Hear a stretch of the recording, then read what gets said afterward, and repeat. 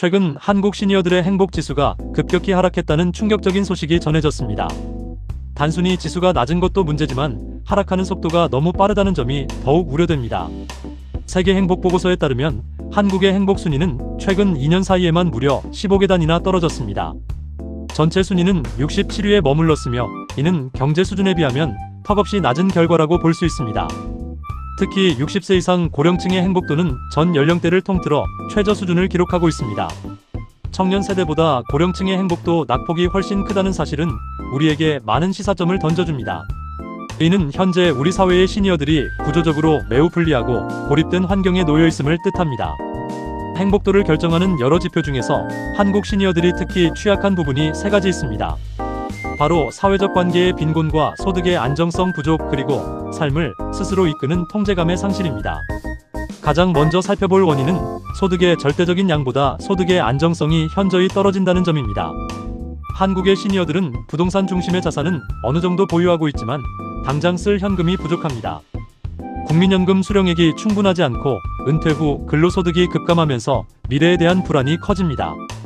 지금 당장의 생활은 유지되더라도 앞으로 닥칠 의료비나 간병비를 생각하면 밤잠을 설치게 됩니다. 결국 행복은 지금 주머니에 얼마를 가졌느냐보다 이 소득이 끝까지 유지되느냐에 달려 있습니다. 불확실한 미래, 자산보다 매달 꼬박꼬박 들어오는 현금 흐름이 행복에 더 큰 영향을 미칩니다. 두 번째이자 가장 치명적인 요인은 바로 사회적 관계의 단절에서 오는 극심한 고립감입니다. 은퇴와 동시에 오랜 시간 유지해온 직장 중심의 인맥이 한순간에 증발해버리는 경우가 많습니다. 여기에 자녀와의 동거 비율이 낮아지고 지역 공동체마저 무너지며 정서적 지지 기반이 사라졌습니다. 이러한 사회적 고립은 단순히 외로움에 그치지 않고 노년기 우울증과 치매 위험을 높이게 됩니다. 돈이 아무리 많아도 마음을 터놓고 이야기할 상대가 없다면 삶의 만족도는 급격히 떨어질 것입니다.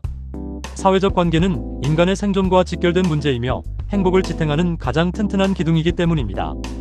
세 번째 요인은 은퇴와 함께 찾아오는 역할의 상실과 삶에 대한 통제감의 부족입니다. 평생 직업을 자신의 정체성으로 여겨온 한국인들에게 은퇴는 곧 자기 상실을 의미합니다.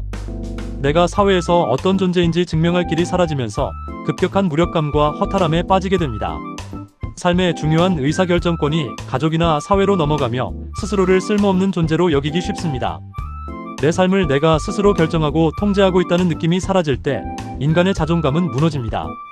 행복도 연구에서 삶을 스스로 선택하고 조절하는 능력은 핵심 변수로 꼽힌다는 점을 기억해야 합니다.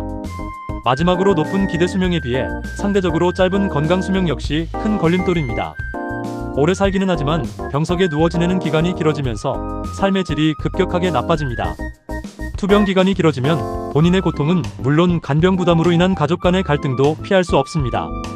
이러한 현상은 노인 빈곤율이 OECD 국가 중 1위라는 한국의 특수한 상황과 맞물려 있습니다. 과거처럼 가족이 노후를 책임지는 문화가 사라지는 과도기에서 시니어들은 무방비로 노출되었습니다.